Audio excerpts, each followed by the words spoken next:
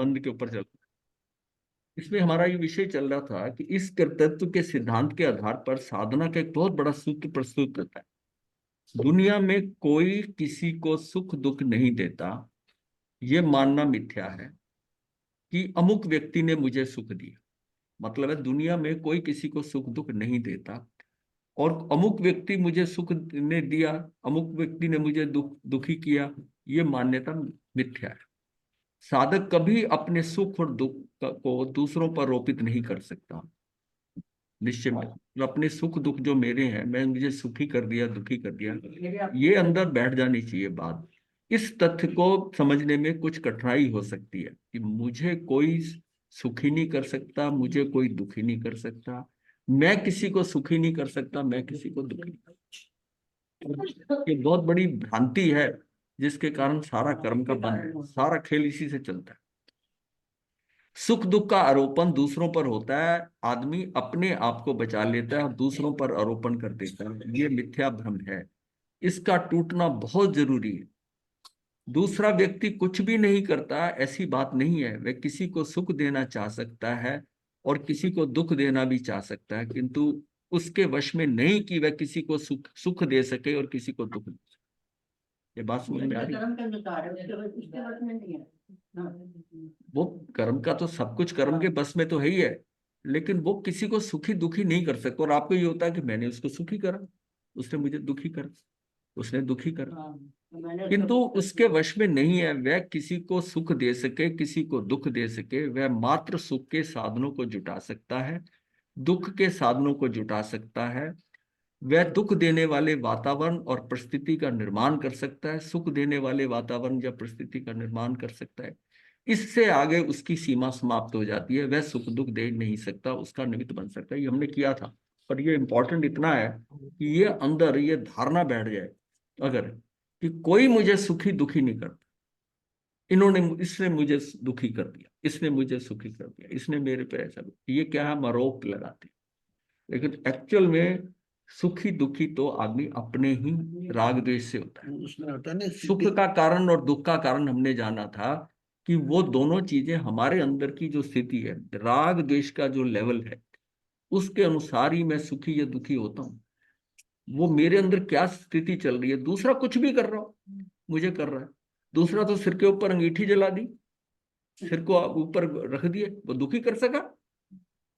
तो ये इसको ये बात बड़ी अंदर बैठानी है कि वो हमारी प्रति क्षण ये बात होती है, दूसरे पे दृष्टि जाती है, दूसरे पे दृष्टि जाती है कि इसने मेरा ऐसा कर दिया। हम उसको डांटते भी हैं, उस पर आरोप भी लगाते हैं, उस पर सब करते हैं।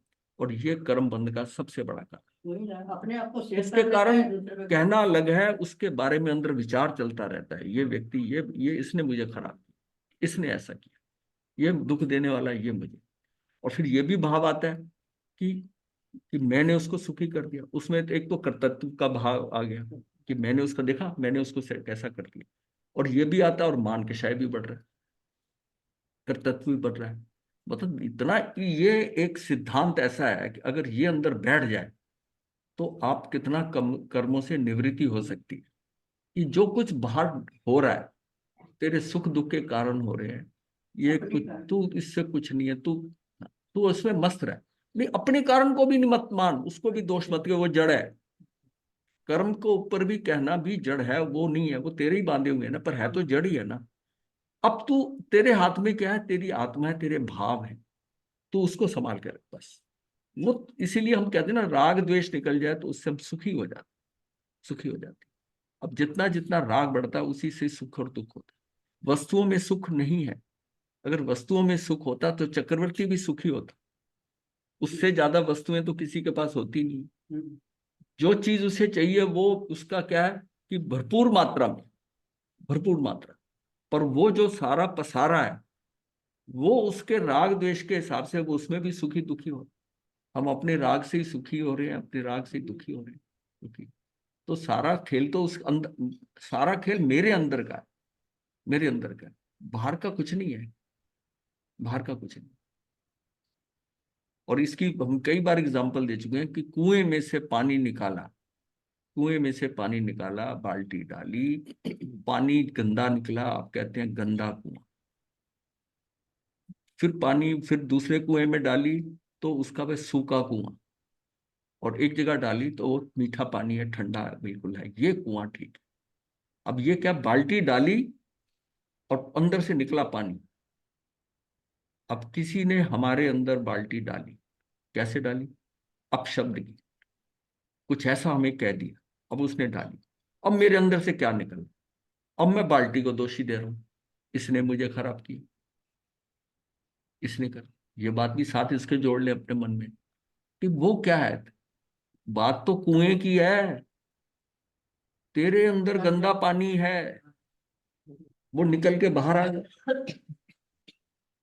तो खेल कहाँ है। जब पानी निकलता है तो हम दोष किसको देते हैं, कुएं को देते हैं, और जब कोई हमारे अंदर बाल्टी डालता है अपनी, तब जो निकलता है बाहर है, उसका दोष उस पे देते हैं, बाल्टी वाले। बस ये बात अगर समझ में आ जाती है तो बस फिर तो क्या है, और ये एक आधे ये सिद्धांत ही बैठ जाए तो हमको कर्मों से बहुत जबरदस्त छुटकारा, सारा खेल ही इसी का। उसके बारे में हम सोचते हैं, आर्त ध्यान करते हैं, जिसने दुखी करा उसकी शक्ल जब याद आती है, फिर ग्रंथि के अंदर एक गांठ बन जाती है। हाँ, वो सारा क्या है, ये सारा चक्रवात ऐसा चलता है, वो वो भाव उसके प्रति बार बार मुड़ मुड़ के आते हैं, भूलने की कोशिश करने पे भी आते हैं, उतनी बार वो जो गांठ है ग्रंथि वो मजबूत हो जाती है। कई बार सब कुछ हटकर बैठे बैठे ही उसके ऊपर गुस्सा है, इस इस व्यक्ति क्या कर दिया मेरा, ऐसा कर। तो ये सारा क्या है कि ये अगर हमें आता है कि ये सिर्फ तू तू उनका निमित्त बन सकता है, हम एक, ये निमित्ताधीन दृष्टि, मैं किसी को ना करता हूं ना कोई मेरा करता, हाँ मैं उसका निमित्त बन सकता हूँ, वो मेरा निमित्त बन सकता है, हम निमित्त बन रहे हैं। खेल तो सारा कर्मों से, कर्मों के सिद्धांत से, उसके अनुसार मेरी जो योग्यता है, मेरा उपादान है, काम उससे होना, काम उससे होना है, निमित्त आ सकता है। तो सारी दृष्टि तेरी बाहर की जो है, ये निमित्ताधीन दृष्टि है।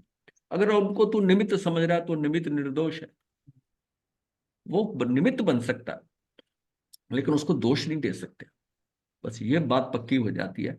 तो इस संदर्भ में सुखमाल मुनि के ध्यान मुद्रा में खड़ा होने पर सौमिल ब्राह्मण के मन में प्रतिशोध की आग भड़क उठी। अब उसने सोचा कि मेरी कन्या के साथ इसकी शादी निश्चित की गई है और ये उसे छोड़कर सन्यासी बन गया, इस चिंतन से उसके प्रतिशोध की आग अत्यधिक तीव्र हो गई और उसने सोचा इसे तो अभी मार डालना चाहिए।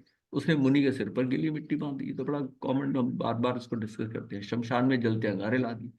हम इस भाषा में सोचेंगे, गस्सुकमाल मुनि को कितना दुख दिया, किंतु जिसे दुखी किया वह क्या सोचता है, ये अधिक महत्वपूर्ण है।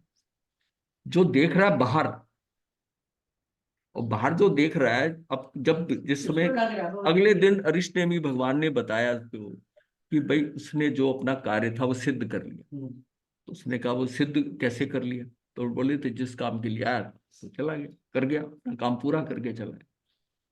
तो ऐसा मृत्यु को चाहने वाला कौन है, ऐसा जो व्यक्ति। तो उसने कहा कि उसका दोष नहीं है, उसको दोषी नहीं, उसको दोष मत दे, वो तो निमित्त बना उनकी मुक्ति का, निमित्त बना है। लेकिन उनकी दृष्टि क्या थी, तो उसने उसने करा, ज्यादातर वही दृष्टि होती है। किंतु जिसे दुखी किया वह क्या सोचता है, वह अधिक महत्वपूर्ण है। वह आत्मलीन था, सुखमाल आत्मलीन था, आत्मा का परम आनंद भोग रहा था। केवल ज्ञान की प्राप्ति मोहिनी कर्म का विलय के साथ साथ सभी कर्मों का विलय, अनंत आनंद उनमें प्रकट हो गया और वह अव्ययवाद सुख में डूब गए। बाहर से देखने वाला सोचता है कि कितना तीव्र दुख देकर प्रतिशोध ले लिया, बदला ले लिया, दुखी बना दिया। इन दोनों में कहीं कोई तालमेल नहीं है। दूसरा आदमी दुख की सामग्री जुटा सकता है पर किसी को दुखी बना नहीं सकता। दुखी होना अपने हाथ में है। जैन दर्शन का प्रसिद्ध सूत्र है, अप्पा कर्ता विकर्ता या दुहान या सुहानी। ये सुख दुख का कर्ता और विकर्ता अपनी आत्मा है। यदि दूसरा कर्ता होता तो ये सिद्धांत गलत हो जाता, किंतु ये सिद्धांत सही है। दूसरा कोई कर्ता नहीं है, कर्ता अपनी आत्मा ही है। अब ये दुख का था, अब सुख का संदर्भ में लेते हैं। सुख के संदर्भ में भी यही तथ्य सत्य की कसौटी पर खरा उतर सकता है। एक व्यक्ति को समाचार मिला कि तुम्हारा जवान बेटा जो फौज में था वह शहीद हो गया। यह सुनकर बहुत उदास था, दुखी था। नौकर स्वामी को दुखी और उदास होने के कारण नहीं जान पाए, वे उनके आगे हर सुविधा जुटाने लगे। गर्मी का मौसम था, पंखा चला दिया, वातानुकूल यंत्र चालू कर दिया, पीने के लिए ठंडा पानी रख दिया। जितनी सुविधा जुटाई जा सकती थी वह सारी जुटा दी, किंतु स्वामी की उदासी नहीं मिटी। सारी सुविधाएं समक्ष होने पर भी कोई किसी को सुखी बना नहीं सकता, दूसरा मात्र सुख सुविधा की सामग्री जुटा सकता। चिंता मात्र शरीर की। जैन संत पैदल चलते हैं, तो जैनेतर लोग कहते हैं कि सैकड़ों हजारों किलोमीटर चलकर क्यों अपने को सता रहे। एक व्यक्ति गर्मी में बैठा है, पंखा नहीं चल रहा, देखने वाला कहता है कि शरीर को कितना सताया जा रहा है। शरीर को सताया जा रहा है इसकी चिंता है, किंतु आत्मा को सताया जा रहा है इसकी कोई चिंता नहीं है। व्यक्ति का सारा दृष्टिकोण शरीर लक्ष्य है। साधना का सूत्र है आत्मलक्ष्य होना। मतलब ये सारा जो दृष्टिकोण है ना हमारे, हम तप तप वगैरह जितना तप करते हैं तब भी हमारी दृष्टि शरीर लक्ष्य है। मैंने पारना किया, मैंने इतना व्रत किया, मैंने ये किया। अब जब तक व्यक्ति का दृष्टिकोण शरीर लक्ष्य है, उस तप आराधना से उसको जो पाना चाहिए वो नहीं पाता। क्योंकि हमारे यहाँ यह है कि जब तक तेरा लक्ष्य सही नहीं है तुझे प्राप्ति नहीं। तेरी क्रियाएं कुछ भी हो, तेरी क्रिया तुझको मोक्ष ले जाने वाली हो, तू मोक्ष जा सकता हो, पर तेरे भाव में मोक्ष जाना नहीं पड़ा है, तू मोक्ष नहीं जाए। तेरी अपनी इंटेंट, तेरा लक्ष्य कहां पर। अगर लक्ष्य उसका वहां का है तो जो वो क्रिया कर रहा है उसी से मुक्ति हो जाती, उसी से मुक्ति हो जाती। लेकिन अंदर क्या पड़ा हुआ है,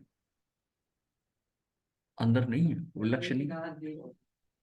तो व्यक्ति का सारा दृष्टिकोण शरीर लक्ष्य है। साधना का सूत्र है आत्मविलक्षी होना। उसकी मतलब आत्मा की तरफ जाए। आत्मा भी लक्ष्य हो गया तो अगर तप भी कर रहा है तो उसके अंदर अपनी आत्मा के अनुसार होना चाहिए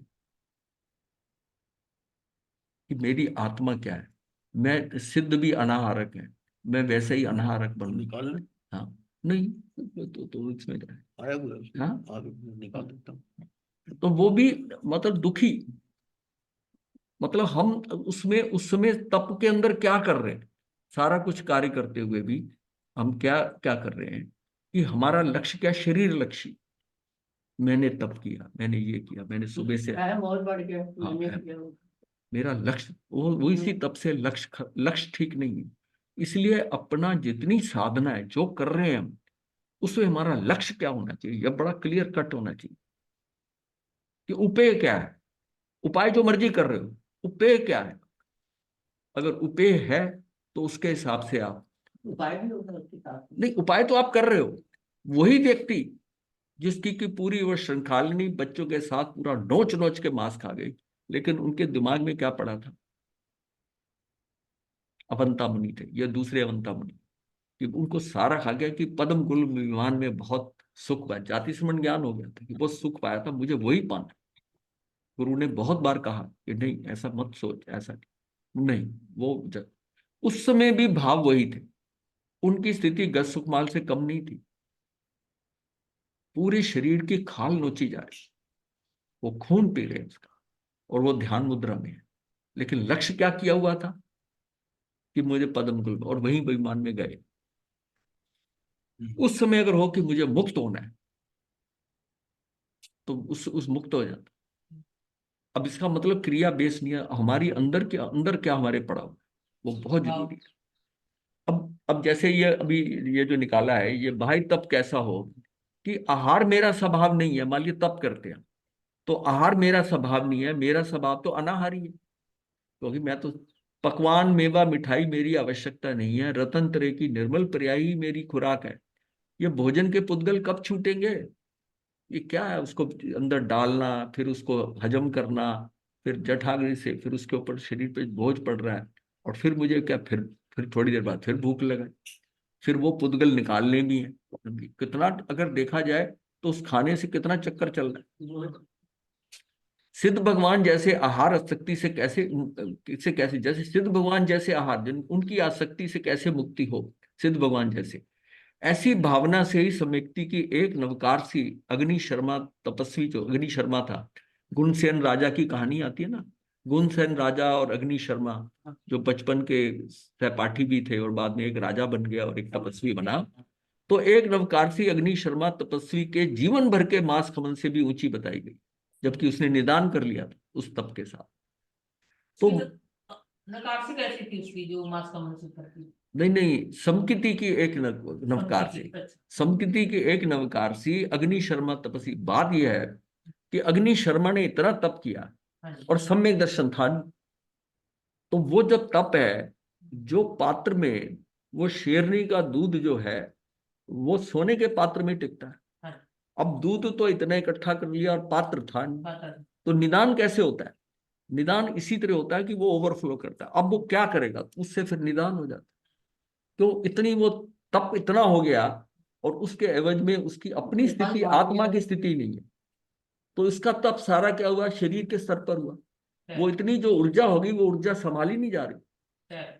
अगर वो आत्मा की उतनी ही गहराई आ जाए तो वो तप कितना मर्जी कर ले, तप तप कर ले, लेकिन वो साथ साथ आत्मा भी साथ साथ चले। वो उस, अगर तब भी वो शरीर लक्ष्य होगा तो उसको प्रॉब्लम हो जाएगी। हालांकि उसने 3 बार उसका पारना नहीं हुआ मास कमन का, लेकिन तीसरी बार उससे रहा नहीं गया, रहा नहीं गया, और फिर उसने वहां निदान कर लिया। और फिर कितने भवों तक चला, 9 भव तक। और फिर समय समृद्ध के भव के अंदर वो गुणसेन राजा तो निकल गया, पर ये कहाँ गए, ये तो अधोगति में। तो ये इसका मतलब ये कंपैरिजन बताया है कि हम जो तप करते हैं तप से पहले हमें क्या मालूम होना चाहिए।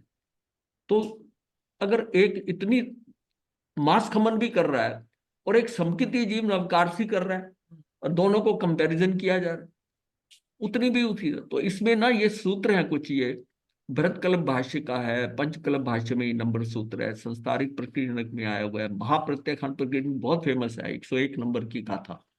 मरण विभक्ति में 135वीं गाथा है, संबोध सप्तति का ये जो है 100वीं गाथा है। ये सारी जो है ना, इनमें क्या बताया गया है कि इस प्रकार अनेक ग्रंथों का स्पष्ट कथन है कि करोड़ों वर्ष के अज्ञानी का तप और 3 गुप्ती से गुप्त ज्ञानी का, यानी त्रिगुप्त होकर ज्ञानी का श्वास मात्र, एक श्वासोश्वास मात्र, वह श्वास अधिक निर्जरा कराने वाला है। ऐसा जानकर प्रभु से प्रार्थना करें कि हे प्रभु, मैं अपने भीतर आपको मान्य हो ऐसे भावों को संजो सकूं जिससे मेरे भीतर अहो भाव और आराधक भाव बढ़ता चला जाए। उसमें वो तपस्या भी कर रहा है, तो आराधक भाव और क्या भाव है कि जैसे आप अनाहारी है, मैं भी ऐसा अनाहारी बन जाऊं। और मैं तप क्यों कर रहा हूं, कुछ पाने की कोशिश नहीं कर रहा, मैं अनाहार आप जैसा ही हूं, अनाहारी ही हूं, और मेरी वो जो है, मैं भी अनाहारी बन जाऊं। ये उसका अभ्यास कर रहा हूं, ये अभ्यास करो उसको। मैंने तप किया, मैंने ये किया, ये ये कर्तृत्व बुद्धि और मान भी आ गया, मैंने किया। इसमें क्या है कि तू तू उस लक्ष्य को पाने की कोशिश कर रहा है, तू वास्तव में अनाहारी है, लेकिन ये पुद्गल शरीर के होने के कारण तुझे भोजन की इच्छा हो रही है, बट आत्मा के स्तर पर तो तुझे आहार की जरूरत नहीं है। ये दृष्टि अगर हो गई, इस दृष्टि के ऊपर ही बात हो रही है कि उपवास एम्बिल पोर्सी द्वारा तो मुझे मेरी आत्मा का अनाहारी स्वभाव पूर्ण रूप से प्रकट करना है। दुर्गति से बचाने वाले तप धर्म की शरण हो। अब मुझे इस प्रकार फल दर्शन के भावों से की गई नवकारसी भी अज्ञानी के मांस खमन को पीछे कर सकती, सानुबंध फल देने वाली बन सकती है। अज्ञानी को तो स्वयं को अनाहारी स्वभाव का बोध भी नहीं है कि मैं तो अनाहारी हूं। देह भिन्न ज्ञानानंद में चैतन्य स्वरूप अनुभूति भी नहीं है, उससे उसकी उग्र तपस्या भी मोक्षदायक नहीं बनती। अब वो कर रहा है जो है, उसको एक अच्छा संसार मिलेगा, ये नहीं कि उसको कुछ मिलेगा नहीं। एक अच्छा सुंदर शरीर मिल सकता है, अच्छा संसार मिलेगा, क्योंकि पुण्य का बंध तो होगा, लेकिन उसको ये मोक्ष की तरफ से, मुक्ति के भाव से नहीं है। सिद्ध भगवान को नजर के सामने रखकर प्रार्थना होनी चाहिए कि हे प्रभु, मैं भी आप जैसा अनाहारी दशा को प्राप्त करूं, ऐसी कृपा करो। ऐसे भावों से पचखान करेंगे तो आराधक भाव स्वतः प्रकट होगा। ये डिफरेंस है दोनों। जो जो अनुष्ठान हम करते हैं उनको साधते हुए हमारी नजर यदि स्वभाव पर होगी तो स्वभाव से देगा। मेरी दृष्टि कहाँ है, मेरे स्वभाव पे, वो स्वभाव से देगा। तप साधन है, पर तप करते हैं समय अनाहारी स्वभाव नजर के सामने हो, ये नित्य स्वभाव है। जो भी क्रिया करे वह कोमलता, निर्मलता, शीतलता आदि आत्म स्वभाव के प्रकटीकरण के उद्देश्य से करें, वह क्रिया अमृत क्रिया बने, बने बिना नहीं रहेगी। वो क्रिया ऐसी हो जाएगी कि उसको उपवास करने में भी संतुष्टि संतुष्टि आएगी। तप करते समय अनाहारी स्वभाव का दर्शन, प्रतिक्रमण करते समय पाप अकर्म स्वभाव का दर्शन, प्रतिलेखन के समय कोमल स्वभाव पर नजर, समिति गुप्ति पालन के समय संयम और अंतर्मुखता। मान लिया प्रतिलेखना करते, अब फटाफट जो है ना टाइम हो रहा है, मतलब प्रतिलेखना करनी, तो कपड़ा उठाया, ऐसे करा, ये झाड़ा, ये करा, मतलब एक रूटीन वर्क है ना जैसे, उसमें उसके करते हुए अंदर कोमलता नहीं है। निपटाने की बात है। ये जो निपटारा कर रहा है ना वो अपनी तरफ से, वो हमें क्रिया कर रहे हैं ना, कभी करनी है। हाँ करनी, ये चीज निकालनी है, ये निकालनी है। अब धर्म का सही सही जो है ना वो चीज हम भूल गए हैं कि देह क्या है। उसको मैं बड़े आराम से देख रहा हूँ, आराम से कर रहा हूँ। उसको नहीं हो रहा, मतलब करनी है, इसलिए ठकाठक उसको झाड़ा करा, ये करा, मुझे देख लो ये क्या है, किसको दिखाना है, क्या निपटा। प्रतिलेखन के समय कोमल स्वभाव पर नजर, समिति गुप्ती पालन के समय संयम अंतर्मुखता दर्शन। साधक का लक्ष्य प्रत्येक क्रिया से स्वभाव के प्रकटीकरण का होना चाहिए। मेरा स्वभाव क्या है, जब वो कर रहा हूं तो उसमें बड़ी कोमलता। हो सकता है कोई प्राणी हो सकता है कुछ हो, मुझे झटकना नहीं है, वायु का है जीवन, तब तो प्रतिलेखना करो। नहीं तो वैसी प्रतिलेखना का क्या फायदा। चाहे वो 2-4 दिनों बाद देखे हमारे ठीक करे, रोज नहीं कर पा रहा ठीक, पर भाव क्या है। अब एक है कि मुझे रोज करना है, उसी टाइम करना है, झाड़ झूड़ के करके 5-2 मिनट के अंदर सारा लेखना हो, सारा परिमार्जना होगी, सब करना ठीक। क्या निपटारा करना।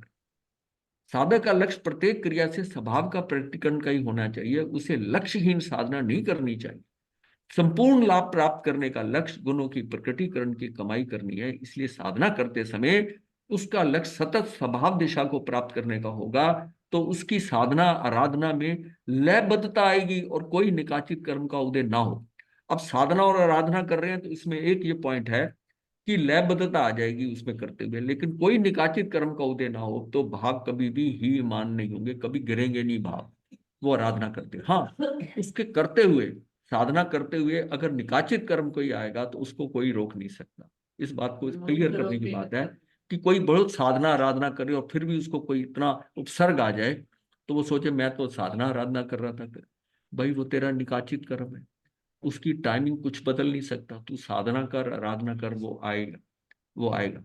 अब तेरी स्थिति क्या उसके हिसाब से है, वो तुझे दुखी नहीं कर सकते, लेकिन तुझे देखना है कि वो जो है निकाचित कर्म का उदय ना हो तो भाव कभी भी हेमान नहीं बन गए। इसलिए क्रिया करते समय उसके फल के साथ साथ आत्म स्वभाव पर भी नजर हो। हम क्रिया करते हैं, हमारी निगाह फल पे तो होती है पर आत्म स्वभाव पे नहीं, आत्मा के स्वभाव पे नहीं। करते समय हाँ ही ये भाव भी हमें पता है, करते इसके इतना करते मिलेगा, ऐसे ये कर लिया, ये उपवास कर लिया मैंने तो बेला कर लिया। बेले का मतलब 10 गुना लाभ, बेले का 10 गुना, तेला कर लिया 100 गुना। हाँ तो क्या लिखा हो मंगला हाँ। में। मंत्र है हमारा। ये सारा मैथमेटिक्स है, ये सारा मैथमेटिक्स है। ऐसे कुछ होता है। कहाँ होता है? कहाँ होता है, नहीं कहाँ होता है। सब बकवास है। लेकिन शास्त्रीय- लेकिन शास्त्रीय नहीं है ना ये। लेकिन मंगलवाणी में तो लिखा है ना। लिखा है। वो जो बदी लिखते जाओ, जैसे कि तेले के ऊपर पैर कर दो तो 2 तेले का फल मिलता है, ऐसा होता है।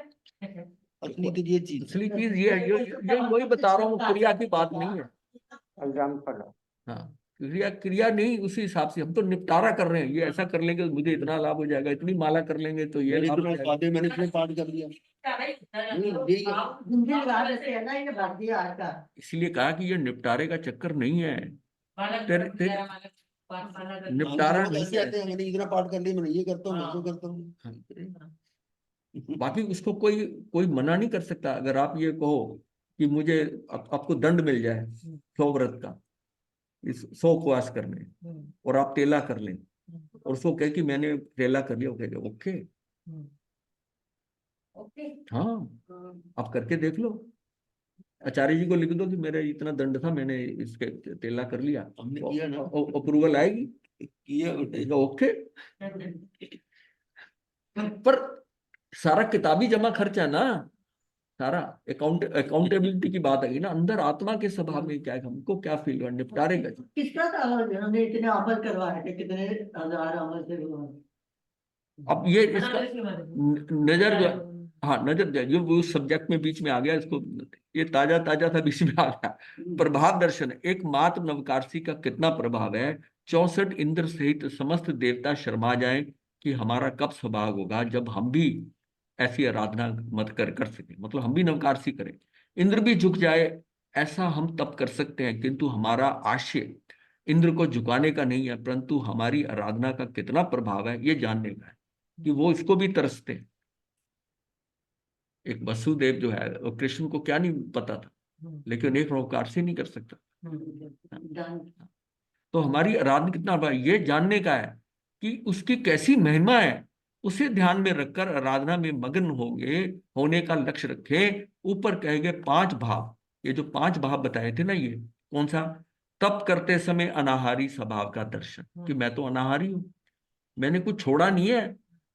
अब तो वही वही बात आ रही है कि मैं इतना घर पे इतना छोड़कर आ गया, मैंने ये छोड़ दिया, मैंने वो छोड़ दिया। जब ये कहता है, इसी तरह ये मैंने भोजन छोड़ दिया, अरे तू अनाहारी है।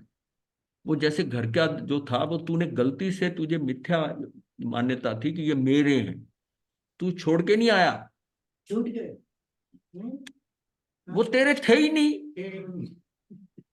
तू छोड़ने वाला कौन होता है जब तेरे थे ही नहीं। आज का जो है ये ना, भ्रांति थी, ये तेरी भ्रांति थी कि तू सोच रहा था ये मेरे हैं, ये धन मेरा है, ये घर मेरा है, ये पत्नी मेरी है, ये सारा, ये तेरे थे ही नहीं। आज का विचार यही है। एक एक एक पुद्गल परमाणु को, एक पुद्गल परमाणु का कि भी तू हकदार नहीं, स्वामी नहीं है, तो तू फिर इतने जनों का कैसे हो गया, मेरा मेरा करता है। और फिर मैं मेरे मेरे, तो ये फजूल की बात है ना। मैं मेरे मेरे, और इसी से आगे बढ़ता है फिर। ये इसी से कर्तृत्व बुद्धि है, इसी से भोक्तृत्व बुद्धि है, और ये चारों ही आत्मा के ऊपर कर्मों का संबंध करते हैं। ये अहम आता है, अहमत्व बुद्धि, स्वामित्व बुद्धि, कर्तृत्व बुद्धि, भोक्तृत्व बुद्धि, ये सारे क्या है, उसकी स्टार्ट कहाँ से हो रही है, उसका अंदर जड़ में क्या है, कि ये है कि मैंने छोड़ दिया, मैंने कर दिया, मैंने कर दिया। तेरे थे ही नहीं, तुझे भ्रांति थी, तुझे थोड़ी समझ आ गई कि तेरे है नहीं। तो ये अगर भाव है तो ठीक है। जैसे ही कहता है कि मैं देखो छोड़ के आया, इसका मतलब अभी तक छूटा नहीं है। अगर उसको याद है, पढ़े है ना। हाँ उसके पढ़े कि मैंने छोड़ा, इसका मतलब अभी भी जोड़ा हुआ है। वो उसका डिस्टेंस बढ़ गया, पहले बहुत नजदीक था, अब थोड़ा दूर हो गया, पर मेरी तार लगी हुई है अभी उसके साथ, मैंने छोड़ा। जुड़ा है। इसलिए साधना करते समय उसका लक्ष्य सतत स्वभाव दिशा को प्राप्त करने का होगा, तो उसकी साधना आराधना में लयबद्धता आएगी। कोई निकाचित कर्म का उदय ना हो तो भाव कभी भी ही माननी बनेंगे। इसलिए क्रिया करते समय उसके फल के साथ साथ आत्म स्वभाव पर भी नजर रहे। प्रभाव दर्शन का एकमात्र नवकारसी का कितना प्रभाव है ये हमने कर लिया है। हमारी आराधना का कितना प्रभाव है ये जानने का है, उसकी कैसी महिमा है उसे ध्यान में रखकर आराधना में मगन होने का लक्ष्य रखें। ऊपर कहे गए 5 भाव, जो 5 भाव थे, ये वाले जो थे, यहाँ से शुरू हुए थे ना 5 भाव। पहला है ये, प्रतिक्रमण करते समय पापकर्म स्वभाव का दर्शन, प्रतिलेखन के समय कोमल स्वभाव पर नजर, समिति गुप्ति पालन के समय संयम और अंतर्मुक्ति दर्शन, ये 5 भाव है। इसको कहा जा रहा है कि ये जो है ना, ये ऊपर कहे गए 5 भाव यदि अंतर में निर्मित होंगे तो निश्चित ही आराधक भाव प्रकट होगा। यही हमारा लक्ष्य होना चाहिए, यानी मुझे शरीर लक्ष्य से आत्मविलक्षी होना पड़ेगा, तो सारा कार्य स्वतः ही होगा। अगर तू आत्मविलक्षी है, तप करते हुए भी तेरा ध्यान अपनी आत्मा पर है, मैं तो अनाहार क्यों, ये तो कैसे मैं भोजन ले रहा हूं, इसका मुझे अनाहारक बनना है, मैं हूं, तो मुझे वहां वहां से हट गया हूं, वहां पहुंचना है। मैं कोई बहुत बड़ा काम नहीं कर रहा हूं। मेरा एक होता है कि मैं वहां गया, एक होता है रास्ता भटक गया था, मैं सही रास्ते पे आ रहा हूं। तप सहजता एवं अहोभाव से हो, आत्मा अनात्मा का भेद विज्ञान सतत बना रहे। बाह्य तप के अंतर्गत ध्यान साधना का विशेष महत्व होता है। इसके साथ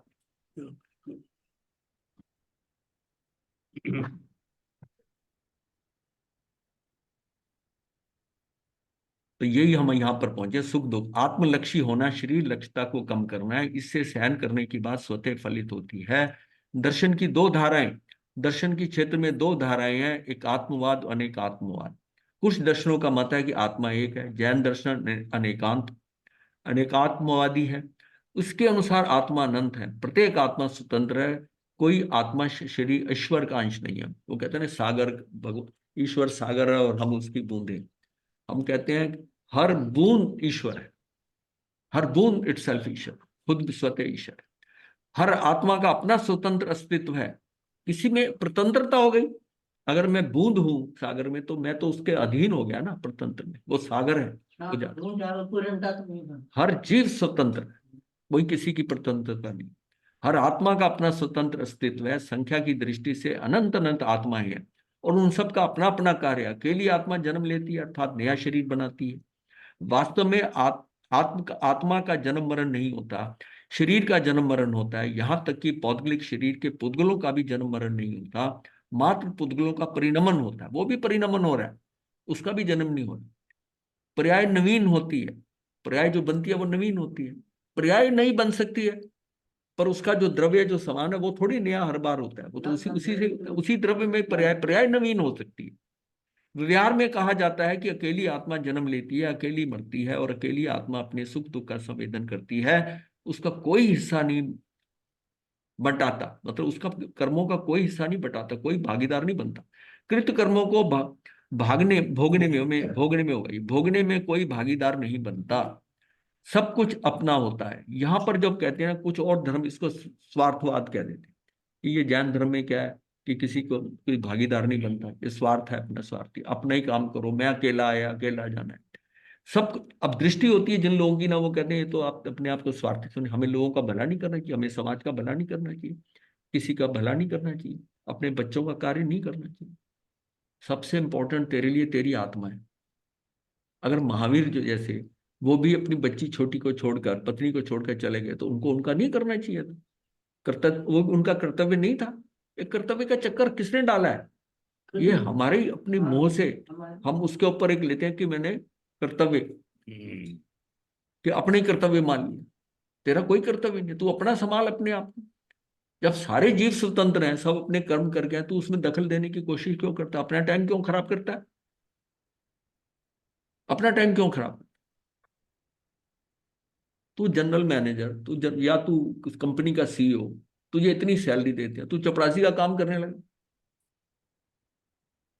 तुझे जो काम मिला था वो तू मनुष्य बन गया, तू सारा टॉप, तू सीईओ हो गया। तू अपना, तुझे किसी के अधीन नहीं है तू। और तू क्या करने लगा? तू ये छोटे छोटे काम करने लगा। तेरा तो हर घंटा इतना वैल्यूबल, हर समय इतना वैल्यूबल।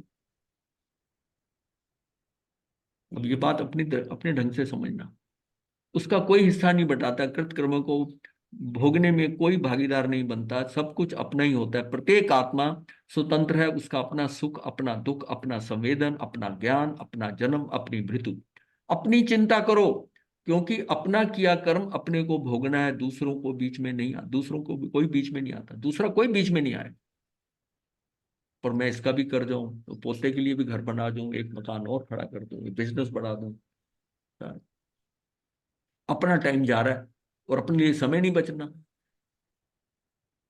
एक और सबकी मुक्ति का विचार और दूसरी ओर अपनी मुक्ति का विचार। मुझे मुक्त होना है, दूसरों की दूसरे जाने, मुझे कोई चिंता नहीं करनी। अपनी मुक्ति का विचार और समष्टि की मुक्ति का विचार, दोनों दृष्टिकोणों में बड़ा अंतर है। महावीर की थ्योरी में अपनी मुक्ति का विचार और बाकी में समष्टि का, बाकी है कि सारा संसार। यहां तक कि विवेकानंद जैसे, उन्होंने कहा कि मुझे अगर 100 बार भी जन्म लेना पड़ेगा, जब तक इस यहाँ पर गरीबी है, लोग ऐसे हैं, तो मैं आकर हर बार ऐसा आऊं और यहाँ पर लोगों को सुधारूं। देखिए ये उनकी मान्यता है। वो कोई छोटे मोटे आदमी नहीं थे, लेकिन सोच की बात है, दृष्टि की है कि मैं सबको सुधारूं। कितना अपने को सुधार ले तो सुधार ले, कोई किसी को सुधार, बात ये आती है ना, वही व्यक्ति कहता है जो हम जहां से शुरू है कि तू किसी का कुछ कर नहीं सकता। ये तुझे मिथ्या भ्रांति है कि तू इनको ठीक कर दे। तू 100 बार जन्म लेने को तैयार हो, तू अपने आप को करना, सब अपना अपना करे। अब इसको ये इसमें लगता है बड़ा, मतलब ये स्वार्थी होना है ये। हाँ, साथी अगर भी ठीक है, बिल्कुल साथी बन जाए पीछे, पर हमने सोचा नहीं वो आना मेरा दोस्त है, वो है, ये इतना करते हैं। ये सारा मोह मोह है। व्यवहारिक पहलू से देखे तो एकात्म से एकता फलित होती है, सब आत्मा एक है, ऐसा अद्वैतवाद में एकता की साधना फलित हुई। कहा गया है सबको एक ही अनुभव करें। प्राणी को ईश्वरीय अंश मानने वाले कहते हैं कि हम सब एक ही पिता के पुत्र हैं, हमारा एक ही परिवार है। ये बात बहुत अच्छी है, पर व्यवहार में कोई भी व्यक्ति अपने आप को एक पिता का पुत्र नहीं मानता। सब बटे हुए हैं, इसलिए हिंसा, आतंक, वो कहते हैं हिंसा, आतंक, अपराध, दूसरों को सताना, दूसरों के प्रति क्रूर व्यवहार करना चल रहा है। एक ही पिता के पुत्र हो तो ये सब नहीं चलता। एक पिता के पुत्र भी आपस में लड़ रहे हैं। तो ये एक बाप के 4 बेटों में भी विरोध है और विग्रह चलता है। ये दर्शन के अनुसार एकत्व की बात फलित नहीं होती। हम सब समान हैं, किंतु व्यवहार में ये फलित नहीं होती। जैन दर्शन को मानने वाले भी समानता के आधार पर व्यवहार नहीं करते। सब आत्माएं समान है, किंतु व्यक्ति का व्यवहार सबके प्रति समान नहीं है, उसमें बहुत विषमता है। सारा व्यवहार विषमतापूर्ण चल रहा है। चलता है, छोटे बड़े को भी जाता है, ये छोटे को करते बड़े को आत्मवाद नहीं। दार्शनिक पहलू, इसमें दार्शनिक पहलू क्या है, जो फिलोसफिकल है एंगल। व्यवहारिक पहलू पर एक आत्मवाद और अनेकात्मवाद दोनों में किसी को भी बहुत सफलता मिली ऐसा नहीं कहा जा सकता। किसी व्यक्ति ने भले ही भावना के स्वर पर कह दिया कि मैं तब तक मोक्ष नहीं जाना चाहता जब तक सब मोक्ष नहीं चले जाते। क्या दृष्टि है, मुझे अकेले को मोक्ष नहीं जाना, जब सारे जाएंगे तो मैं जाऊं, ऐसा लोग कहते हैं। जेल से छोड़ा गया व्यक्ति वो कहता है, वो बात और है, जेल से छोड़ा गया व्यक्ति कहता है कि मैं, ये गुरु नानक देव से बोला कि उनको छोड़ा जा रहा है, उनका ये तो संत है, इसको तो छोड़ दो। तो उनने कहा मैं नहीं छोड़, अगर सारों को छोड़ते हो तो मुझे छोड़ो, नहीं तो मैंने नहीं छोड़ा। ये दृष्टि और है, और है। लेकिन मुक्ति के अंदर ऐसा नहीं है एक्चुअली। इसमें उनके प्रति करुणा है कि मैं ऐसा नहीं करना। देखो दोनों बातों को अलग अलग समझना है। उसमें करुणा है कि भाई इसको भी, जैसे भोजन है, ये भी नहीं है कि अब मैंने कर लिया ये अपना खाए, नहीं, इनके लिए बचे ना बचे क्या फर्क पड़ता है। ऐसा वो भाव नहीं है इस बात का, वो भाव नहीं है आपके अंदर। वो करना सारे मिलकर, वो बात अलग है। पर मैं वो मुक्ति के मार्ग में जब आता है कि मैं इनका कर जाऊं, इनका ये कर जाऊं, वो नहीं कर सकता। लेकिन उसकी भावना में अनुकंपा भाव तो रहेगी ना। आत्मा की करुणा और अनुकंपा उसकी क्वालिटीज हैं। अगर यही निकल गई तो वो आत्मा क्या हो, पत्थर हो जाएगी, पत्थर हो जाएगी। ये जो आत्मा के प्रदेश भी है ना, आत्मा की जो स्थिति है, ये भी जैसे बीज डालने के लिए उसके अंदर क्या है कि वो जमीन नरम होनी चाहिए, तब वो ग्रहण करती है, तब उसमें बीज का वपन होने के बाद में वो क्या होता है, बीज वहां से फूटता है और फलित होता है। तो उसके आगे ही होता है ना ये है। लेकिन उसमें ही हो, अगर कठोर हो, जमीन कठोर हो, उसको नहीं चलाए और बीज फेंको, वो उछल के इधर जाएंगे, इधर उधर हो जाएंगे। उसके अंदर वो सॉफ्टनेस तो रहनी चाहिए, बट सिद्धांत की क्लैरिटी होनी चाहिए। इसका मतलब ये स्वार्थ जो कह रहे हैं वो रिजिडिटी नहीं है। उसकी साधना करते हुए कोई सहयोगी बीच में वो भी साधना करना चाहे तो उसको कोई दिक्कत नहीं। पर अपनी साधना छोड़कर वो उसको करने में लग जाए, वो बात गलत है। पर कोई दूसरा आ रहा है तो उसके साथ है। ये तो भगवान भी यही करते हैं कि वो जब उनको केवल ज्ञान हो गया, वो कहते मैं तो हो गया मुक्त, मुझे क्या लेना देना। लेकिन वो समस्रण लगते हैं, प्रवचन देते हैं, लोगों को निर्देश देते हैं, गाइड करते हैं।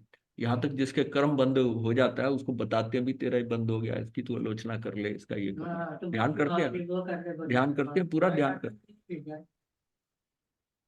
ये बड़ी फ्लेक्सिबिलिटी है इसमें, बहुत ढंग से समझना इस बात को। कोई कोई समानता के आधार पर ऐसा व्यवहार कर सकता है, ये एक अपवादिक स्वर को हो सकता है, किंतु इसके आधार पर समाज में ना तो एकत्व का प्रयोग हुआ है ना ही समत्व का प्रयोग हुआ है। व्यवहारिक दृष्टि से समाज में कोई परिवर्तन नहीं लगता। अनेक आत्मा मानने से या प्रत्येक आत्मा को स्वतंत्र सत्ता मानने से स्वार्थवाद पनपा ऐसा भी नहीं कहा जा सकता, और एक आत्मा मानने पर परमार्थवाद पनपा ऐसा भी नहीं कहा जा सकता। प्रश्न दार्शनिक पहलू का है। इसके संदर्भ में कहा जा सकता है कि एकात्मवाद की व्याख्या काफी जटिल है। व्यवहार के साथ उसकी संगति बिठाने में काफी जटिलताएं हैं। प्रत्येक आत्मा स्वतंत्र है। अनेक आत्मवाद का यह सिद्धांत दार्शनिक प्रक्रिया की दृष्टि से सरल और स्पष्ट है। जो महावीर का ये सिस्टम है बड़ा स्पष्ट है सबका, कि तुम, मतलब हर एक आत्मा स्वतंत्र है,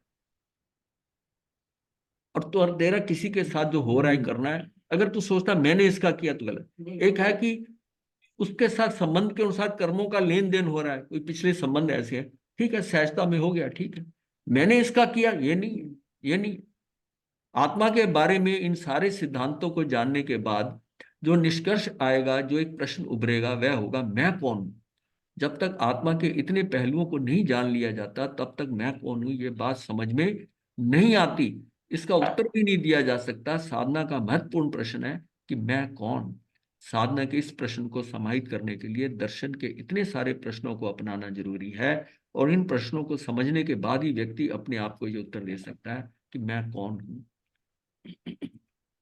कभी ये सोचना बहुत जरूरी है कि हम यहाँ तक कैसे पहुंचे, मैं कौन हूँ, कहाँ से आया, कैसे आया। वो कहाँ जाना है। हाँ, आचरण सूत्र में पहला ही जो ध्यान है उसी में ये बता, पहले ध्यान मतलब हम अपनी उस स्थिति को भी नहीं सोच रहे कि मैं कैसे आया, यहाँ पहुंच गया हूँ। पीछे मुड़कर देखना, जब भी हम जिंदगी में, ध्यान ही नहीं हाँ आता हाँ कि पीछे क्या क्या ध्यान हाँ, कहाँ आता है। पीछे देखना पड़ता है। पीछे देखना पड़ता है। जब हम आगे बढ़ रहे होते हैं तो पीछे मुड़ के देखते हैं कि क्या रह गया, क्या कुछ गलती तो नहीं हो गया। ये क्या है, पीछे मुड़ के ही देखना होता है। ये इसको हम कहते हैं बीटिंग रिट्रीट। बीटिंग रिट्रीट क्या होता है, ये आक्रमण कहाँ कहाँ हुआ, मैं प्रतिक्रमण क्या करता हूँ, तो पीछे मुड़ता हूँ ना, पीछे मुड़ के करता हूँ कि मेरे से कहाँ कहाँ भूल हुई है आज आज दिन भर के अंदर। और इसको भी क्रिया मानकर वो रटे हुए सारे 1 घंटा सारे मिच्छामि दुक्कड़म, सभी कहेंगे मिच्छामि, हो गया सारा। जीव और पुद्गल बाह्य निमित्तों से भी प्रभावित होते हैं, परिवर्तित होते हैं। जीव पुद्गल को प्रभावित करता है, पुद्गल जीव को प्रभावित करता है, इसलिए उनमें स्वाभाविक और वैभाविक बाह्य निमित्त है, दोनों प्रकार के परिवर्तन होते हैं। पुद्गली जीव का स्थिति हमारे प्रत्यक्ष है, मतलब दृश्य जगत का निमित्त है। को बोलते हैं खुद को। क्या? खुद के हाँ, पुगने वाला पुद्गली जीव का स्थिति हमारे प्रत्यक्ष है। पुद्गली जीव है, आप क्या हो? खुद बोलते हाँ, खुद गली आप पुद्गली भी कहते हैं। और भगवान ने इसको पोगली कहा है, प्राकृत में पोगली कहा है। पुद्गल मुक्त जीव हमारी ज्ञान धारा से परे है। आहार, शरीर, इंद्रियां, श्वासोश्वास, भाषा और मन, 6 प्राप्तियां पौद्गलिक हैं। इन्हीं के द्वारा जीव व्यक्त या ज्ञेय बनता है। जानकारियां सारी हो रही हैं, ये प्राप्तियां लेते हैं ना, इस प्राप्तियों से हो रहा है ये जीव का अभिव्यक्ति भी उसकी कैसी हुई, प्राप्तियां होती हैं तो होती है। दृश्य जगत जो है वो पौद्गलिक है, किंतु इसका निमित्त जीव ही है। अब जितना दृश्यमान जगत है जो दिखाई दे रहा है वो सारा पौद्गलिक है। ये पौद्गलिक मतलब ये सारी लीला जो है ना, ये पौद्गलिक लीला है, जो बाहर जितना देखने में जितना दृश्यमान जितना रहा। तो मूल सूत्रधार इसका कौन है? पुद्गल जीव नहीं, उसका किंतु उसका निमित्त नहीं, जीव नहीं है, वो पौद्गली है, वो पुद्गली है, किंतु उस इसका निमित्त जीव है। सूक्ष्म स्कंध हमारी दृष्टि के विषय नहीं बनते, हमारी दृष्टि में आ सके इतनी स्थूलता इन जीव के द्वारा ही प्राप्त होती है। जितने पुद्गल दृश्य हैं वे या तो जीव के शरीर रूप में परिणित है या हो चुके। मतलब या तो वो जीवों का शरीर है जो मुझे दिखाई दे रहा है, दृश्यमान आप दिखा रहे हो, तो जीव इसमें है। और या ये अलमारी और ये सारी चीजें हैं कि जो जीव था कभी इसमें वो निकल गया या वो निकाल दिया गया। तो खेल तो सारा किसका हुआ? जीव का ही हुआ ना। तो अभी जो दृश्यमान हो रहा है, 2 तरह के दृश्यमान है, एक चेतन सहित है और एक चेतन रहित है, अचेतन। ज्ञान, दर्शन, सुख दुख की अनुभूति, वीर, ये सब जीव के गुण या कार्य हैं। शब्द, अंधकार, उद्योत, प्रभा, छाया, आतप, वर्ण, गंध, रस, स्पर्श, ये पुद्गल गुण के गुण या कार्य हैं। शब्द, आत्मा, उद्योत ये क्या है? आदि संहिति रहित यानी मासलेस मैटर है। शब्द है, आतप है, उद्योत है। आदि संहिति रहित मतलब मासलेस मैटर। संहिति रहित मतलब जैसे संहिति का मतलब मास होता है, मास रहित। हाँ, भार, हाँ मास होता है, हाँ मासलेस मैटर है। अथवा ऊर्जा रूप एनर्जी है, दोनों चीजें। ऊर्जा रूप है और ये कन्वर्टिबल है। मैटर और ऊर्जा आपस में कन्वर्टिबल। वैज्ञानिक शोधों से यह प्रमाणित हुआ है कि पुद्गल शक्ति में और शक्ति पुद्गल में परिवर्तित हो सकती है। पुद्गल जो है ये शक्ति ऊर्जा में बदल सकता है और ऊर्जा जो है पुद्गल में परिवर्तित हो सकती है। इस जगत में ऐसा कोई भी द्रव्य नहीं है जो सर्वथा स्थायी ही है, और ऐसा भी कोई द्रव्य नहीं है जो सर्वथा परिवर्तनशील ही है। मोमबत्ती जो परिवर्तनशील है वह भी स्थायी है। जीव जो स्थायी माना जाता है वह भी परिवर्तनशील है। स्थायित्व और परिवर्तनशीलता की दृष्टि से जीव और मोमबत्ती में कोई अंतर नहीं है। इसको तो पता नहीं कितनी समझ में आता है ना। जीव के प्रयत्न से जो परिवर्तन होता है वह प्रत्यक्ष है, किंतु जीव में भी जो प्रतिक्षण परिवर्तन होता है वह प्रत्यक्ष नहीं है। परिवर्तन तो हाथों में ही हो रहा है ना, ऐसे समझ। इस लाइन को समझो। जीव के प्रयत्न से जो परिवर्तन होता है वह तो प्रत्यक्ष है, किंतु जीव में भी जो प्रतिक्षण परिवर्तन होता है वह प्रत्यक्ष नहीं है। नहीं, आपकी परिवर्तन जो हो रहा है तो वो तो हो ही रहा है ना, वो तो दिख तो नहीं रहा है आपको। प्रत्यक्ष तो नहीं है ना, प्रत्यक्ष नहीं है। आपके अंदर क्या चल रहा है, क्या चल रहा है? आप अंदर से ऊपर से मुस्कुरा सकते हो, अंदर क्या चल रहा है? किंतु जीव में भी जो प्रतिक्षण परिवर्तन होता है वह प्रत्यक्ष नहीं, इसलिए हमारी दृष्टि में किसी भी महाराज जी, हाँ ये जी। मोमबत्ती और इसका नहीं समझ आया। हाँ, मोमबत्ती का जैसे जीव, ये जीव जो है ना जैसे खत्म हो रहा है, मोमबत्ती भी जो है वो अंत तक खत्म हो जाती है सारी। हाँ, लेकिन जो कुछ उसने जलाया करा है वो कहीं भाग थोड़ी गया। वो जो लगा कि आपको लुप्त हो गया, कुछ लुप्त हुआ क्या? नहीं, मोमबत्ती में जो परिवर्तन है वह भी स्थायी है। हाँ, इसका अब तो क्या है वो मोमबत्ती, क्या है वो मोती का जो परिवर्तन आपको दिख रहा है वो खत्म हो रही है, पर वो कुछ तो कन्वर्ट हो रही है ना, रोशनी भी दे रही है, वो जल भी रही है, सारा कुछ खत्म हो रहा है। लेकिन एक परमाणु भी जो है ना, एक भी कुछ भी नहीं गया इस लोक में से, अच्छा, ठीक, एक भी नहीं ध्यान दे। गया। उसकी हाँ जी उसकी महाराज जी, उसकी उसकी शेप चेंज हो गई है, हाँ जी, उसकी ठीक है, शेप ठीक चेंज हो गई। किसी भी वस्तु का अस्तित्व व्यक्त व्यंजन पर्याय से होता है। अब जैसे व्यक्त किया जाता है, ये व्यंजन पर्याय, व्यंजन पर्याय से किसी किसी भी वस्तु का अस्तित्व जो है वो व्यंजन से करता है, क्योंकि अर्थ पर्याय तो आप व्यक्त ही नहीं कर सकते, वो बता ही नहीं सकते, वो तो स्वाभाविक है, एक समय की अर्थ पर्याय, ये पौद्गलिक है। और ये व्यंजन पर्याय किससे होती है? ये सिर्फ उसके प्रदेशत्व गुण के कारण होता है। ये काफी हमने कर लिया डिटेल में। ये तो व्यक्त व्यंजन पर्याय से होता है। अर्थ पर्याय मतलब सूक्ष्म सक्रियता। वो क्या है? अर्थ पर्याय क्या है? अर्थ पर्याय मतलब सूक्ष्म सक्रियता है, कुछ हो रहा है बस प्रति समय हो रहा है, सूक्ष्म है बहुत, से हम किसी वस्तु का अस्तित्व मानने में सफल नहीं होते। बहुत सारा परिवर्तन जीवों के प्रयत्न के बिना होता है, पदार्थ की स्वाभाविक गति से होता है। अनेक परमाणु मिलकर परिवर्तन करते हैं, तब वह समुदायकृत कहलाता है। धर्मास्तिकाय, अधर्मास्तिकाय, आकाशास्तिकाय में यह एकत्विक परिवर्तन होता है। एक तरह का परिवर्तन उसमें जो भी है वो होता रहता है, होता रहता है। जो रस रहित हो, रूप रहित हो, गंध रहित हो, अव्यक्त हो, स्पर्श रहित हो, शब्द रहित हो, इंद्रियों के द्वारा जिसका ग्रहण नहीं हो सकता, सब प्रकार के आकारों से रहित हो, चेतना गुण से सहित हो, उसे जीव जानो। जीव किसको जानोगे? जो रस रहित है, रस रूप गंध ये सारा, स्पर्श हो गया, शब्द हो गया, इंद्रियां हैं, नहीं इंद्रियों से नहीं, आकार नहीं है उसका, चेतना गुण से सहित हो उसे जीव कहते हैं। आकारों से रहित, सब प्रकार के आकारों से, 5 तरह के आकार है ना, सब प्रकार के आकारों से रहित हो, चेतना गुण से सहित हो, उसे जीव जानो, उसे जीव जानो। 5 प्रकार के रस, 5 प्रकार के रूप, 2 प्रकार के गंध, 8 प्रकार के स्पर्श, अनेक प्रकार के शब्द, गोल चकोर त्रिभुज आदि विविध प्रकार के 5 संस्थान पुद्गल में पाए जाते हैं, और मूर्त होने से इसी का इंद्रियों द्वारा ग्रहण ज्ञान होता है। किंतु जीव उससे भिन्न है, उसकी एक चेतना की असाधारण गुण है, समस्त जीवों में पाया जाता है। जो चेतना गुण है उसका बहुत असाधारण गुण है, साधारण गुण नहीं है, जो समस्त जीवों में पाया जाता है, और जीव के अतिरिक्त किसी अन्य द्रव्य में नहीं पाया जाता। वह जीव अमूर्तिक है, अतः इंद्रियों के द्वारा उसका साक्षात्कार नहीं हो सकता, आत्मा का नहीं हो सकता। जीव क्या है? ये जीव जिसको आत्मा समझो, आत्मा जो है अमूर्तिक है, अतः इंद्रियों के द्वारा उसका साक्षात्कार नहीं हो सकता, इंद्रियां नहीं देख सकती। अमूर्त आत्मा में जब स्निग्ध और रुक्ष गुण का अभाव है, तब उसका पौद्गलिक कार्यों के संबंध कैसे होता है? उसमें ना स्निग्धता है ना रुक्षता है, उसका संबंध ही नहीं हो सकता। भाई स्पर्श अगर कहते हैं स्पर्श है, उसको आके लगेगा बिटेगा, ना तो उसमें स्निग्धता है ना रुक्षता है। ये गुण तो किसके हैं? ये तो पुद्गल के हैं।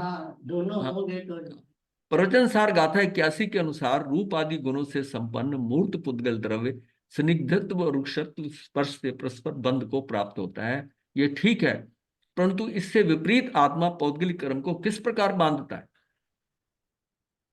मतलब ये जो है ना, उसका उसमें संयुक्त रूप से है नहीं है।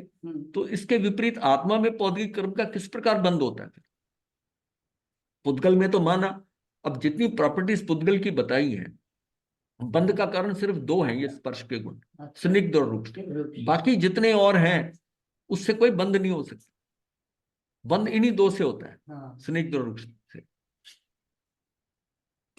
जिस प्रकार रूप आदि से रहित आत्मा रूप आदि पदार्थों को जान सकता है, देख सकता है, जिस प्रकार रूप आदि से रहित आत्मा, आत्मा के रूप आदि से रहित रूप आदि पदार्थों को जान सकता है, देख सकता है, उसी प्रकार रूप आदि से रहित आत्मा रूप आदि गुणों से युक्त कर्म रूप उद्गलों को ग्रहण कर सकता है, कर सकता है। ऐसा वस्तु का स्वभाव है। अतः इससे इसमें कोई बाधा नहीं दिखती। अथवा इसका भाव इस प्रकार समझ चाहिए कि जैसे कोई बालक मिट्टी के बैल को अपना समझकर देखता है, जानता है, परंतु वह मिट्टी का बैल उस बालक से सर्वथा जुदा है। वो क्या वो बनाता है, कोई मिट्टी का बना लेता है, जुदा है। जुदा होने पर भी यदि कोई उस मिट्टी के बैल को तोड़ देता है तो बालक दुखी होता है, दुखी होता है। यदि कोई गवारा सचमुच के बैल को देखता है, जानता है, परंतु वह उस बैल से सर्वथा जुदा है, परंतु यदि कोई उस बैल को चुरा चुरा लेता है या नष्ट कर देता है तो वह ग्वाला दुखी होता है। जबकि उक्त दोनों ही प्रकार के बैल और बालक तथा ग्वाले से जुदा है, जुदे हैं, तब वह उनके अभाव में दुखी क्यों होते? जब उससे दुखी दुखी क्यों होता है? तो बंधन तो कहीं है ना। इससे यह बात विचार में आती है कि दोनों उन बैलों को अपना देखते जानते हैं, इस कारण अपने परिणामों से बंध रहे हैं। उनका ज्ञान बैल के निमित्त से तदाकार परिणमित हो रहा है। मैं उसको समझ रहा हूं कि ये मेरा है, मैं बंधन में हूं, मैं बंधन में हूं उसके साथ। जो मेरी चीज नहीं है उसको कुछ हो जाए, मुझे कुछ फर्क नहीं पड़ता। और जरा सी अपनी है तो और कहीं मेरा थोड़ा सा अपनापन है उसके बेकार साथ। है ना। हाँ, अपनापन है। तो आपका अपना अपने शहर के साथ भी अपना। अखबार देखते ही ना, आपके नगर का नाम आ जाए, उस खबर के ऊपर एकदम ध्यान जाता है कि ये मेरे तो शहर। संभाल के भी हाँ, रखेंगे, काट हाँ, के रखना। हाँ, नहीं अपने मतलब कहाँ जुड़ा है ना, जुड़ा है। अब बाकी शहरों के साथ भी अगर देख रहा, अखबार देख रहा है तो सहजता से देखे। पर जहां अपनी खबर आई, जहां कहीं उसने देखा किसी जैन के साथ हुआ कि क्या खबर है, होता है। हाँ, कभी कभी ये होता ही है। जैन को देखा उसको जुड़ जाएगा, उसके साथ जुड़ जाएगा, ये संबंध है। ऐसे नहीं, वो एकदम उसकी तरफ अट्रैक्ट होता है, उसी तरफ जाता है। इसको हमने एक्सपीरियंस किया है विदेशों में। जब कोई इंडियन नजर आ जाता है ना, कहीं बहुत घूम रहे हैं ऐसी जगह इंटीरियर में जहाँ सारे डिफरेंट वहां के लोग हैं, लोकल, एक एक बंदा ऐसा नजर आ गया, नजर आ गया। तो एक बार ऐसे ही नजर आ गया तो मुझे वो निकला बांग्लादेशी। पर मैंने ये भी कहा कोई बात नहीं है, हिंदुस्तान के नजदीक है, नजदीक है। तो ये इसकी ये फीलिंग जो अंदर आती है, इसका मतलब है कि वो जो अपनेपन की है वो है ना, अपनेपन की। ये प्रॉब्लम नहीं जाती, ये बड़ी आसानी से नहीं जाती कि मेरा शिष्य है, ये दूसरे का शिष्य है, ये मेरी वैरागन है, ये दूसरे की वैरागन। ये बंधन है। मुझे, हाँ, वो जुड़े हुए हैं, तार जुड़े हुए हैं। ये वहां तक जब तक वीतरागता नहीं आती, जब तक वीतरागता नहीं आती हम तक पहुंचे। मैंने तो यहां तक देखा है कि एक साध्वी जी मंच के ऊपर बैठी, वो विरागन को साथ ही बिठाया जाए। अब वो बहुत बड़ा फंक्शन था, आचार्य जी बीच में बैठे थे, ये यहीं बैठेगी। मैंने कहा ये नहीं है बैठेगी, इसको आपके सामने बिठा देते हैं कुर्सी पे, जहाँ विजिटर कुर्सी है पहली लाइन में बिठाते हैं, आपकी निगाह में रही। वो नहीं मानी, इतनी बंधी। मैं हैरान था जब अभी अभी हमने दीक्षा नहीं ली थी, पर ये तो समझते थे हम। जन्मदिन था।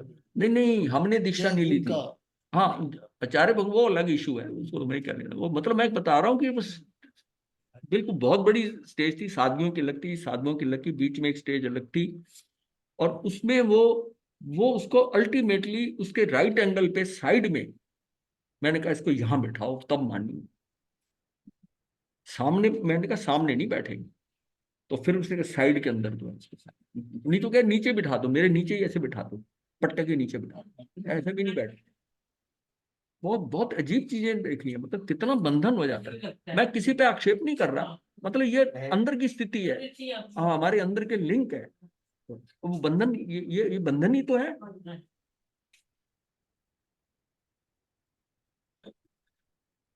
इस कारण अपने परिणामों से बंध रहे हैं, उनका ज्ञान बैल के निमित्त से तदाकार परिणित हो रहा है।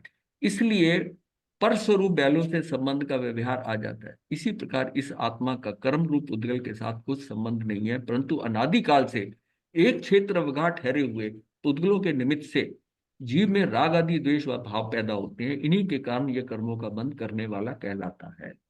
इसी के कारण कहलाता है।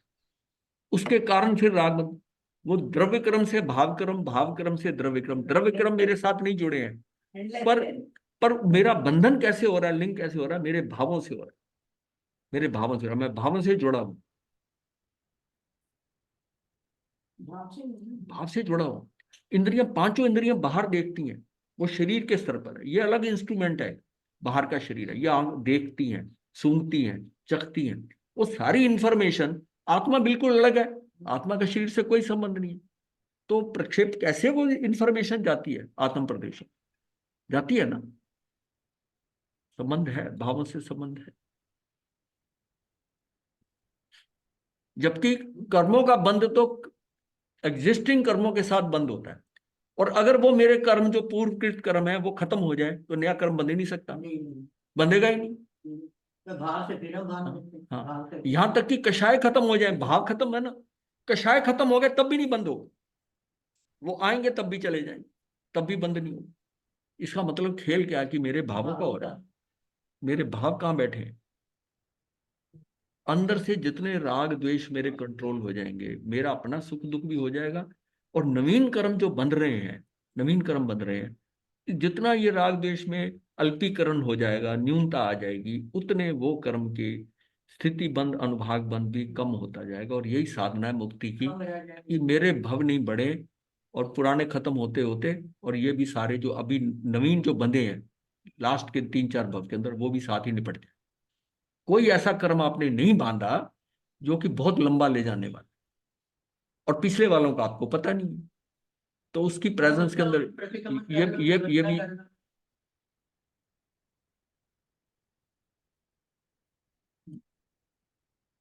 इन्हीं कारणों से ये कर्मों का बंध करने वाला कहलाता है। गाय बांधी गई है, ये तत्व दृष्टि से सब विचार करते हैं, तब बंधन रस्सी का रस्सी के साथ है, ना कि रस्सी का गाय के साथ। फिर भी गाय बांधी गई है, ऐसा व्यवहार होता है। उसका भी कारण ये है कि जब तक रस्सी का रस्सी के साथ संबंध रहेगा, तब तक गाय उस स्थान से अन्यत्र नहीं जा सकेगी। वो गांठ बांध के रस्सी का रस्सी के साथ, गाय गाय के गले के साथ गाय को नहीं बांधा हुआ है, पर कहते हैं हम गाय बंधी हुई है। बस इसी तरह ही है, इसी तरह ही हम बंधे हुए हैं। हम वो, मतलब वो उसको नहीं भी बांधा ना, तो तब भी वो आके बंध जाएगा।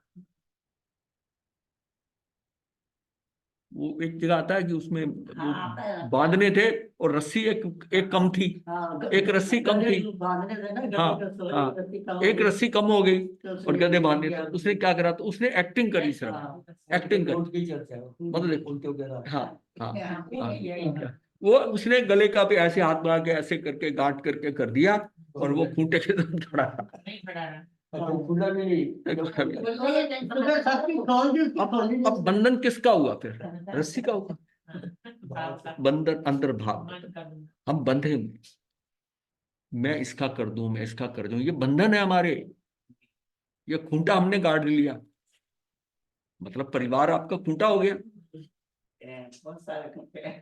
इतने खूंटे बांध रखे, उस खूंटे के आगे ही डोलना उसको अच्छा लगता है, क्योंकि मेरा खूंटा है। जानवर को तो वहां चारा मिलता है, वो तो खूंटे पे आके इसलिए खड़ा होता है कि यहाँ मुझे चारा मिलेगा, तो हमको भी तो खाना घर में ही मिलता है। उसका भी कारण यह है कि जब तक रस्सी का रस्सी के साथ संबंध रहेगा, तब तक गाय उस स्थान से अन्यत्र नहीं जा सकती। इसी प्रकार नवीन कर्मों का संबंध आत्मा के साथ एक क्षेत्र अवगाह में स्थित पुरातन कर्मों के साथ ही होता है, यानी पुराने कर्म, पूर्वकृत कर्म, यानी ना कि आत्मा के साथ। फिर भी आत्मा बद्ध कहलाता है। ये गाय की एग्जाम्पल से कहा कि कैसे बताते, गाय बांधी, इसी तरह ही आत्मा भी बद्ध कहलाता है। उसका भी कारण ये है कि जब तक पुरातन कर्मों के साथ नवीन कर्मों का संबंध जारी रहता है, तब तक आत्मा स्वतंत्र नहीं रह सकता। इन दोनों में से ऐसा ही निमित्त नैमित्तिक संबंध है। ये सारा खेल जो है ना, ये निमित्त नैमित्तिक का हो रहा है, ये निमित्त नैमित्तिक संबंध है ये दोनों का। चलो, ये हो चुका पेज। हाँ ये 12 कर लीजिए, 12-13 में। अच्छा। सब जरा अपने अपने खूंटे देखें कहाँ कहाँ बने हुए हैं। नमो अरिहंतां नमो सिद्धाय नमो वैद्याय नमो लोयसाय यतारि मंगलम अरिहंतां मंगलम सिद्धा मंगलम साधु मंगलम देवली पुनतो धम्मो मंगलम आदि लोकत्मा अरिहंतां सिद्धा लोकत्मा साधु लोकत्मा केवली पुनतो धम्मो लोकत्मा यतारि शरणं कवचामि हरिहंते शरणं कवचामि सिद्धे शरणं कवचामि साहु शरणं कवचामि केवली प्रतम धम्मं शरणं कवचामि हरिहंत जी का शरण सिद्ध जी का शरण साधुओं का शरण केवल मित्रों का दया धर्म का शरण चार शरण मंगल नवीन कैसे में